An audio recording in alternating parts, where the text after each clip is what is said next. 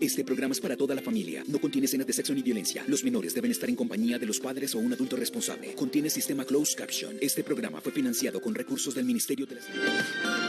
RTVC Noticias. Emisión fin de semana.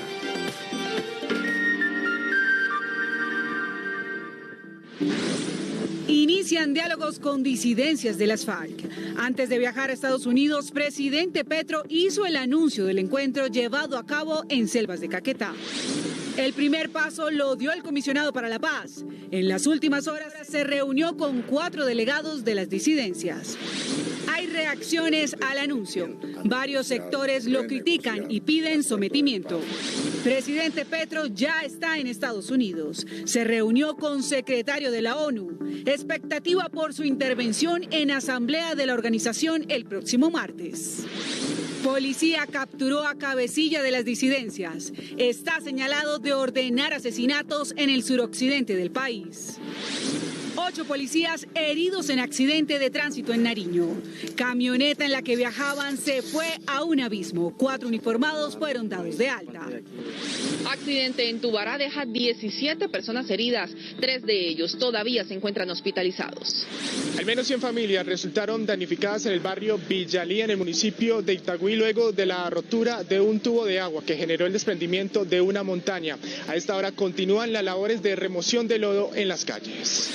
En el mundo, líderes de varios países están en Londres en homenaje a la reina Isabel II. Asistirán a funeral de Estado. Colombia selló regreso a clasificatorias de Copa Davis. Cabal y Fara ganaron. Detalles en nuestra sección deportiva. En contados minutos viajaremos a la Nación Rebelde. Al final del noticiero les contamos cómo.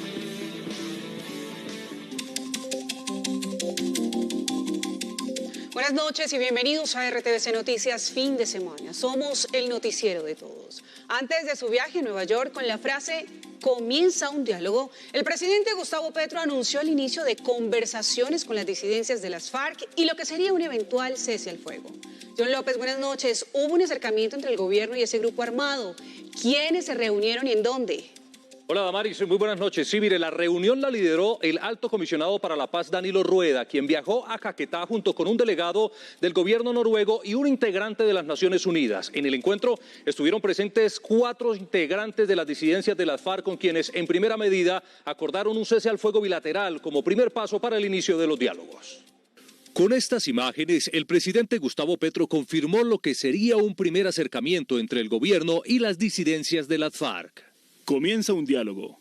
En su trino, el mandatario hace referencia a una reunión sostenida en la selva de Caquetá entre el alto comisionado para la paz Danilo Rueda e integrantes del llamado Frente Central de esa guerrilla. En un comunicado conjunto, las partes confirmaron el encuentro. Hemos sostenido una reunión de exploración y acercamiento para valorar la posibilidad de iniciar diálogos en el marco de la paz total. En las fotografías se ve que el alto comisionado estuvo acompañado por Dag Nagoda, delegado del gobierno de Noruega, y Raúl Rosende, jefe de misión adjunta de las Naciones Unidas. También confirmaron la necesidad de un cese al fuego bilateral. Las 2 partes expresamos la disposición y necesidad de que estos diálogos estén ambientados por un cese al fuego bilateral, cuya ejecución deberá ser verificada. En la mesa de diálogo estuvieron como voceros de las disidencias el actual comandante de ese grupo armado, alias Calarca, Alonso 45, Hermes Tobar y Erika Castro. Un primer paso en un segundo acercamiento debe ser la declaratoria, lo antes posible, de un cese al fuego bilateral acordado por las partes, evitando así más dolor en la familia colombiana. Con este primer acercamiento, el gobierno nacional espera seguir dando pasos hacia la llamada paz total.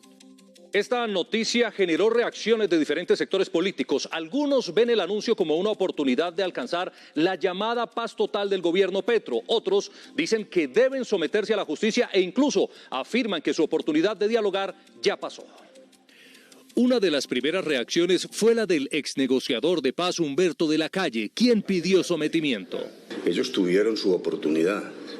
Yo creo que el camino que les queda es el del sometimiento. Desde diferentes sectores políticos también llegaron los mensajes, unos de respaldo a los diálogos y otros pidiendo no negociar. Gran noticia, el alto comisionado de paz aseguró que pronto se podría anunciar un cese al fuego de las AGC, Segunda Marquetalia, disidencias de las FARC, ELN y otras. Con las disidencias de las FARC, el Estado colombiano no debe negociar, no les puede dar un estatus político, deben someterse a la justicia. El senador Iván Cepeda aclaró que este acercamiento con las disidencias de las FARC no modificará los acuerdos pactados en La Habana. En ninguna circunstancia procederá a negociar o renegociar el acuerdo de paz que fue suscrito en el año 2016 entre lo que eran en ese momento las FARC-EP y el gobierno del hoy expresidente Juan Manuel Santos. Por lo pronto, las comunidades de Caquetá esperan que el cese al fuego bilateral se concrete lo más pronto posible. Bueno, John, el presidente Gustavo Petro ya está en Nueva York. Hablemos de la agenda que tuvo el mandatario en su primer día de visita. Sí, mire, Damaris, el mandatario llegó a Nueva York e inmediatamente comenzó a cumplir una agitada agenda que incluyó una reunión con el secretario general de las Naciones Unidas, Antonio Guterres. Luego se reunió con un grupo de colombianos residentes en la Gran Manzana. A las 3 de la tarde llegó el presidente Gustavo Petro a Nueva York. A su arribo al aeropuerto John F. Kennedy en un Boeing 737 de la Fuerza Aérea Colombiana, fue recibido por la embajadora de Colombia ante la ONU, Leonor Zabalata, y la embajadora Sonia Pereira Portilla, que es la representante permanente de Colombia ante las Naciones Unidas en Nueva York. Luego, fuertemente escoltado, fue conducido al vehículo que lo llevaría a la sede de la Secretaría General de la ONU, donde tuvo su primer encuentro con el secretario de las Naciones Unidas, Antonio Guterres. Cumpliendo con un estricto protocolo de bioseguridad, el mandatario estampó su firma en el libro de países miembros y luego entró a una reunión privada con integrantes de la ONU. Una vez terminada la reunión, el mandatario llegó a Queens, en donde fue recibido por un grupo de colombianos residentes en los Estados Unidos. Y finalizo con el siguiente dato. Hoy llegaron a Londres en representación del gobierno colombiano el canciller Álvaro Leiva y la primera dama de la nación Verónica Alcocer, quienes se unieron al duelo nacional en Reino Unido por la muerte de la reina Isabel II y asistirán a su funeral. La reina será sepultada mañana en el castillo de Windsor junto a su esposo, el duque de Edimburgo, sus padres y su hermana. Desde la sala de redacción, John López, RTVC Noticias Conectados 24/7. Gracias, John. Feliz noche. Por otro lado, la Fiscalía imputó cargos contra alias J, cabecilla de las disidencias de las FARC y señalado de cometer varios asesinatos en Valle del Cauca. Las autoridades le imputaron homicidio agravado en calidad de determinador. Alias J permanece detenido en la cárcel de Popayán, en Cauca. Abundante material de prueba dan cuenta que esta persona habría dado instrucciones directas para asesinar a miembros de la comunidad con el fin de mantener el control en el occidente del país. El ente acusador señaló que 2 adultos mayores de 65 y 68 años de edad fueron las primeras víctimas. Fueron asesinados el 31 de julio del 2021 en la vereda Monterrey, en jurisdicción de Guarí. Otros hechos habrían ocurrido en el municipio de Tuluá, en febrero del presente año, igualmente en julio del año 2020, cuando fue asesinado un hombre de 27 años y una mujer que habría sido señalada por la organización de colaborar con las autoridades. En mayo de este año, alias J había sido capturado y judicializado junto con otras 6 personas por concierto para delinquir y fabricación, tráfico y porte de armas de uso militar.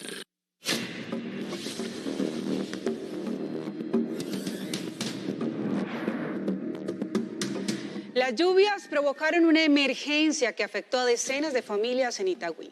Las precipitaciones ocasionaron el derrumbe de gran parte de una montaña, lo que generó la rotura de un tubo que produjo a su vez una avalancha de lodo. Ismael Tobón, buenas noches.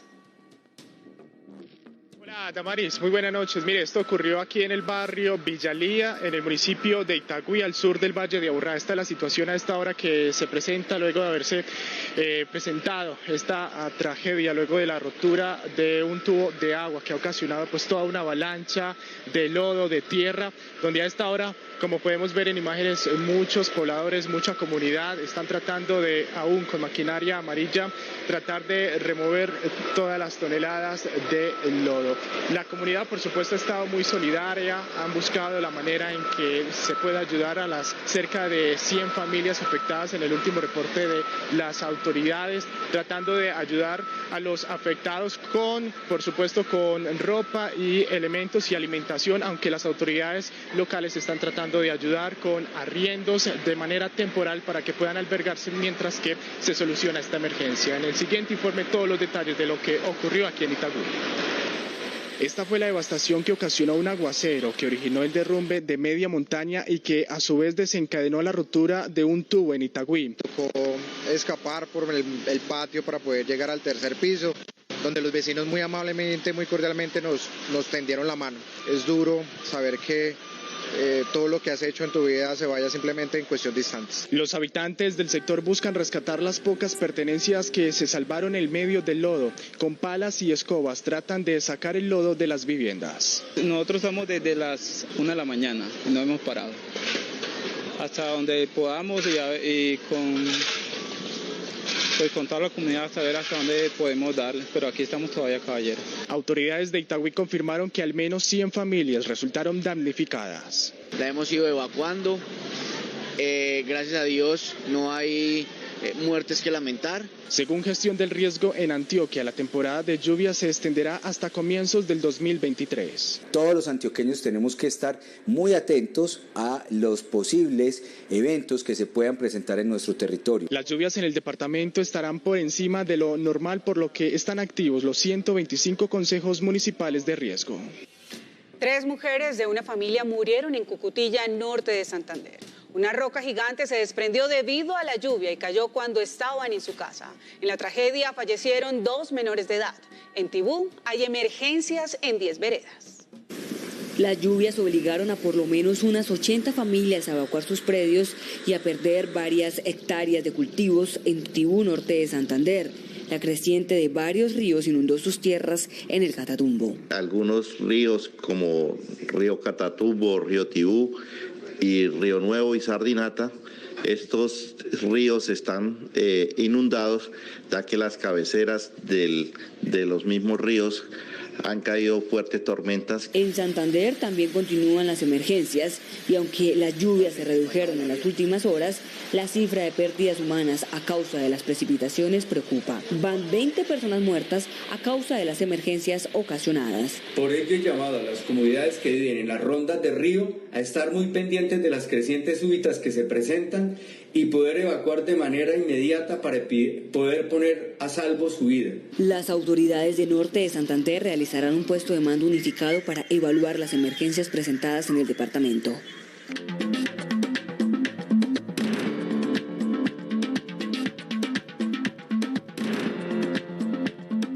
7:12 de la noche, el clima causa estragos en varias partes del mundo. El huracán Fiona tocó tierra en Puerto Rico y dejó a la isla sin luz. Y el tifón Nanmadol en Japón causó graves daños. Además, un terremoto de magnitud 6.9 sacudió a Taiwán, causándole la muerte a una persona y dejando decenas de heridos. El huracán Fiona tocó tierra este domingo a las 3:20 de la tarde hora local en el sur de Puerto Rico, 2 días antes del 5º aniversario de la llegada del huracán María, que devastó la isla. De momento Fiona es de categoría 1, pero se espera que se fortalezca aún más en las próximas 48 horas. Las autoridades ya declararon el estado de emergencia, pues los vientos de hasta 140 kilómetros por hora han provocado apagones, el desbordamiento de algunos ríos, inundaciones y daños en viviendas. El poderoso tifón Nanmadol alcanzó la costa suroriental de Japón. Las ráfagas de viento alcanzaron los 235 kilómetros por hora. Al menos 20.000 personas tuvieron que salir de sus hogares para pasar la noche en albergues. Más de 200.000 viviendas se quedaron sin electricidad. La temporada de tifones alcanza su mayor intensidad entre agosto y septiembre en el archipiélago japonés. Un fuerte terremoto golpeó el suroriente de Taiwán, cobrando al menos una vida y dejando a 79 personas heridas.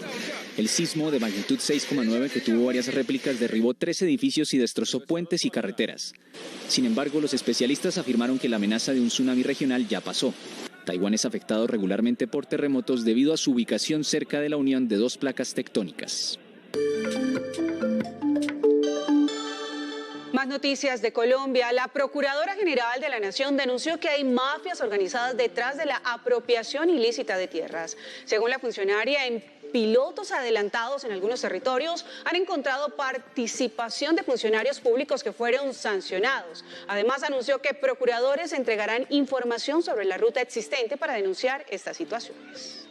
Hemos suspendido algunos registradores, ya hemos iniciado investigaciones contra curadores, contra notarios, incluso en algunas regiones con rama judicial, algunos jueces participando en esa gran articulación de ilegalidad. 2 personas fueron asesinadas a plena luz del día en centro de Bogotá. El doble homicidio quedó grabado en cámaras de seguridad. Al parecer se trata de 2 hombres de nacionalidad venezolana que fueron atacados por sicarios cuando estaban frente a un puesto ambulante en la avenida Jiménez. Ante el hecho, policías persiguieron a los supuestos asesinos. Uno de ellos fue capturado. Las autoridades investigan las causas del hecho. En Antioquia, la policía capturó 7 integrantes de la banda Los Pacheli. Según las autoridades, cumplían órdenes del Clan del Golfo en el norte del departamento y se hacían pasar como conductores de mototaxis y volquetas para extorsionar a comerciantes, transportadores y finqueros de Bello y San Pedro de los Milagros. Un accidente de tránsito dejó 8 policías lesionados en Nariño. 4 de ellos fueron dados de alta y los restantes están en centros asistenciales. El informe es de Diego Burgos, periodista de Radio Nacional.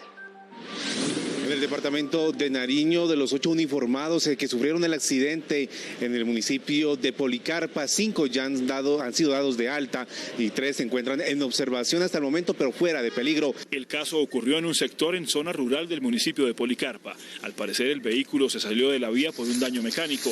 Rodó unos 200 metros por un barranco, dejando 8 uniformados con lesiones leves. Agentes de la policía y la defensa civil realizaron el rescate de los heridos. Posteriormente al siniestro fueron trasladados a Pasto, a un centro asistencial para una mejor atención médica. Entre los afectados hay un capitán, un subteniente, un teniente y 5 patrulleros. Ya se encuentran fuera de peligro los 8 policías que sufrieron un accidente en el municipio de Policarpa mientras transitaban en su vehículo en una de las vías. De los 8 policías, 5 ya fueron dados de alta, los otros 3 siguen en observación, pero ya fuera de peligro. Una segunda hipótesis habla del mal estado de la vía por donde transitaba el vehículo debido a las fuertes lluvias de los últimos días. Radio Nacional de Colombia y RTBC Noticias, conectados 24/7. En otras noticias, 17 heridos dejó el accidente de un vehículo de transporte intermunicipal en Tubará Atlántico. Los lesionados viajaban desde Barranquilla hacia las playas del municipio. Nos conectamos con Lucía Yáñez. Buenas noches, Lucía. ¿Cuál fue la causa del siniestro vial? Damaris, muy buenas noches para usted y para nuestros televidentes. Los saludamos desde la Clínica Altos de San Vicente en Barranquilla, donde se recuperan las 3 personas que aún están en observación luego de esos hechos ocurridos esta mañana. Pues según la versión que el conductor entregó a los pasajeros, la chiva tuvo una falla de frenos, pero las autoridades de tránsito dicen que a esto se suma que la vía tiene condiciones exigentes. Todavía es materia de investigación la causa real de este accidente que por fortuna no dejó víctimas mortales. En un lamentable accidente terminó un paseo de domingo. Un bus tipo chiva en el que se movilizaban 30 personas hacia las playas de Tubará habría tenido una falla mecánica en los frenos, por lo que el conductor perdió el control del vehículo y este colisionó contra un muro. 17 personas resultaron lesionadas en el accidente. Sobre esta vía se presentan condiciones de conducción que son exigentes, las cuales, según la hipótesis de los agentes, pudieron deducir que hubo impericia en el manejo por parte del conductor. Mi esposo salió mal herido, se partió la cara con el tubo de la chivita. 14 lesionados fueron dados de alta y solo 3 siguen en observación. La empresa de transporte cambió el vehículo que se había contratado a última hora. Se acercan y me mandan en una chivita de 25 puestos. Me dicen que la chivita que tenía 48 puestos se había dañado. Las autoridades continúan investigando las causas del accidente. Y un informe de la Cámara Colombiana de la Construcción reveló que el 52% de los bogotanos piensa adquirir vivienda el próximo año. En 2022 los capitalinos invirtieron 8.8 billones de pesos en estas compras.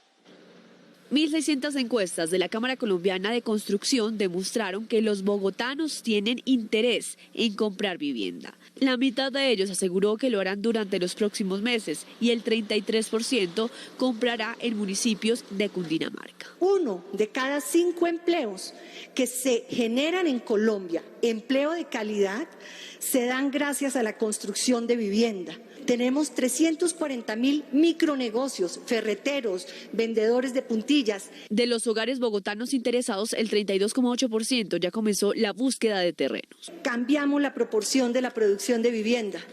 Antes, hace 10 años, hacíamos 50.000 viviendas al año.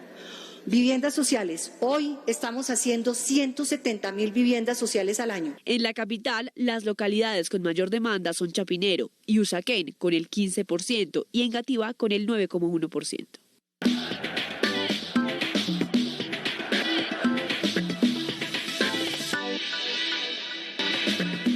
Bienvenidos a la información deportiva en RTVC Noticias y justamente empezamos hablando de nuestra dupla maravilla porque Juan Sebastián Cabal y Robert Fara sellaron el regreso del país a las clasificatorias del Grupo Mundial 1 de Copa Davis. El Colombian Power puso el punto definitivo ante Turquía. El Colombian Power no defraudó en la tierra batida de la capital. Juan Sebastián Cabal y Robert Fara cumplieron con su rol de favoritos. En el primer set se les notó confiados y muy agresivos. Lo importante era concentrarnos en nuestro juego, en nuestros golpes y eso fue lo que hicimos a través de la semana y lo que salimos a hacer hoy. Fue un doble 6-2 sobre Ergi Kirkin y Yanki Errel para además cerrar la serie ante Turquía. Y esto es lo que hacemos nosotros, lo damos todo día a día para poderles dar estas alegrías como las de hoy. Colombia tendrá repechaje en 2023 y buscará un cupo a la fase final de la Copa Davis. James Rodríguez debutó en la Liga Griega y pese a su gran partido, Olympiacos perdió y se quedó sin técnico. Hacemos un repaso de los nuestros por el fútbol internacional. El Olympiacos colombiano superstar. James Rodríguez jugó 71 minutos en su debut con Olympiacos y el colombiano recibió buenas críticas. Tuvo una calificación de 7 puntos sobre 10 en el partido en el que salió del campo con marcador a favor, pero el Aris terminó dándole la vuelta. El técnico Carlos Corberán fue destituido de su cargo. En la Major League Soccer, 2 colombianos se reportaron con gol. John Hanner Durán anotó el segundo tanto en la derrota de Chicago Fire, 3-2 ante Charlotte, mientras que Santiago Moreno le dio un punto de oro a los Portland Timber. Este es el 7º gol del ex América de Cali en Estados Unidos. Y las mujeres no se quedan atrás. Este golazo surgió de un cobro de tiro libre y fue magia que salió de los pies de Yoreli Rincón, quien le dio la victoria a Sampdoria ante Como en la Serie A femenina. ¡Arriba anche el tiro! ¡E il gol di Yoreli! Por su parte, Mayra Ramírez marcó su primer gol con el Levante en la Liga F en España. Su equipo empató a 2 goles ante el Alhama.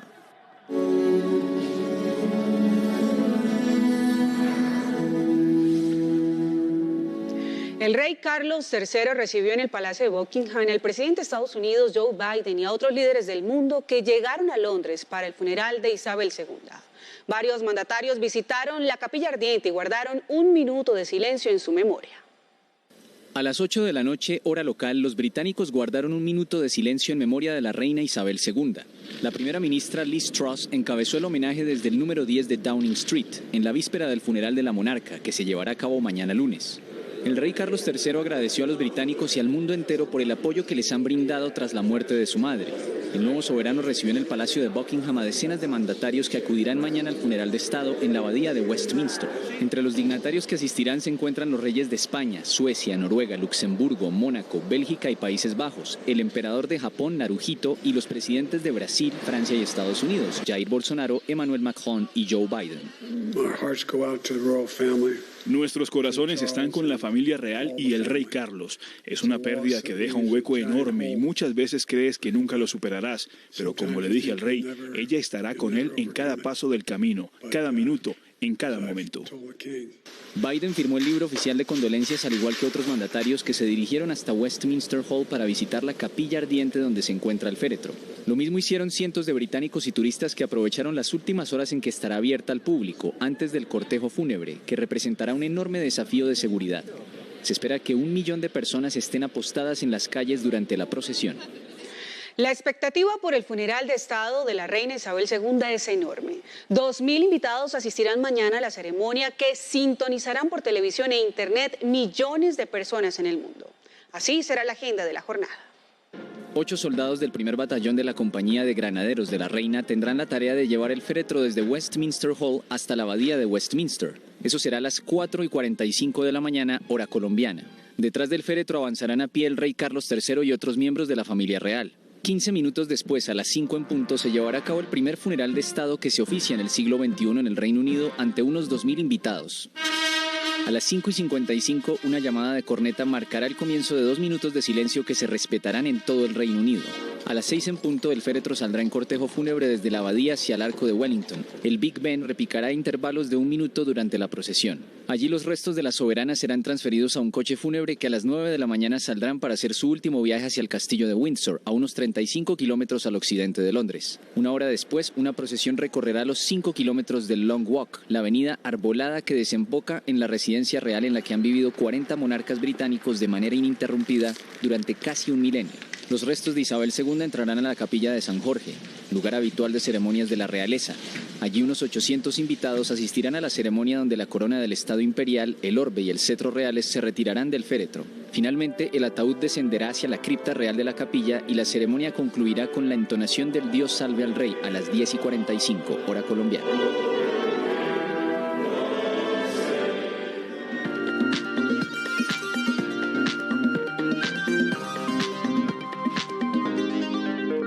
Festival de las Colonias y la Feria Gastronómica se despidió la versión número 73 de la Feria Bonita en Bucaramanga. Los bumangueses celebraron los 400 años de la capital de Santander. Por eso nos conectamos con Joana Niño. Joana, buenas noches. ¿Cómo transcurrió el día? Damaris y televidentes, muy buenas noches. Pues mire, los asistentes manifestaron que la Feria Bonita, como usted le decía, en su edición número 73, finalizó de la mejor manera, con la gastronomía, con el Festival de las Colonias que se llevó a cabo durante todo el día en la Villa Olímpica del Estadio Alfonso López. Aquí los asistentes pudieron disfrutar de esa gastronomía santandereana que es bien deliciosa, pero también de la internacional, con países invitados como Argentina, Perú y Alemania. Inclusive estuvo instalado una tarima donde durante todo el día se fueron presentando diferentes artistas para acompañar el ambiente. Los participantes a este evento manifestaron que se vendieron todo, se acabó toda la comida y que inclusive el otro año les va a tener que tocar echar más agua a la sopa. Con esta información yo me despido desde Bucaramanga, Santander, con la cámara de Liliana Rincón, Joana Niño, RTVC Noticias, conectados 24/7.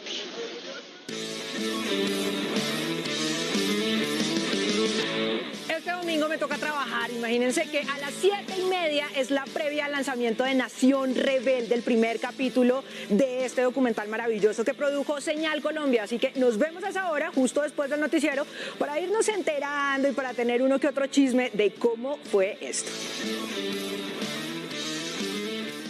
65 años del rock serán narrados en la serie Nación Rebelde. Los espectadores escucharán las voces de las grandes leyendas de los géneros del pop, hip hop, rock, metal, fusion y punk nacional. Las disfrutaremos en la pantalla de Señal Colombia. Más de 200 personas trabajaron durante 2 años para realizar Nación Rebelde, la serie documental que recogió más de 6 décadas de historia sobre géneros musicales como el pop, hip hop, rock, metal, fusion y punk. Es un sueño que empezó hace 25 años y que ha tenido un vuelo con muchos altibajos. Fueron 1.600 horas de grabación. La realización contó con el apoyo de Señal Memoria para hacer realidad un sueño rock and rollero. Un proyecto que tiene seriado documental para televisión, tiene podcast, programas de radio, tiene un libro, tiene exposición en el Museo Nacional. Caminas dentro de mí, como el fuego entre mis venas. Quienes se conecten con la serie podrán disfrutar de más de 200 entrevistas de los músicos más reconocidos del país, entre ellos Carlos Vives, Juanes, Andrés Cepeda y Aterciopelados, quienes recordaron los años dorados del rock colombiano. Nuestra editora cultural, Laura Galindo, tiene una invitación que ustedes no se pueden perder. Laura, ¿de qué se trata?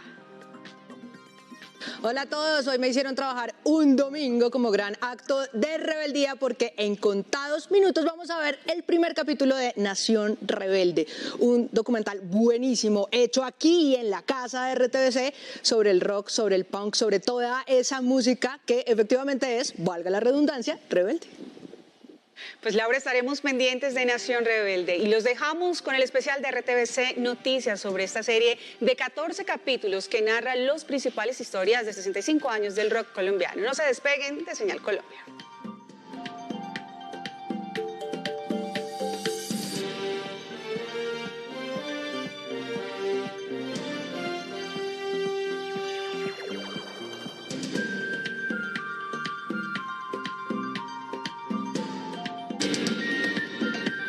RTVC Noticias, emisión fin de semana.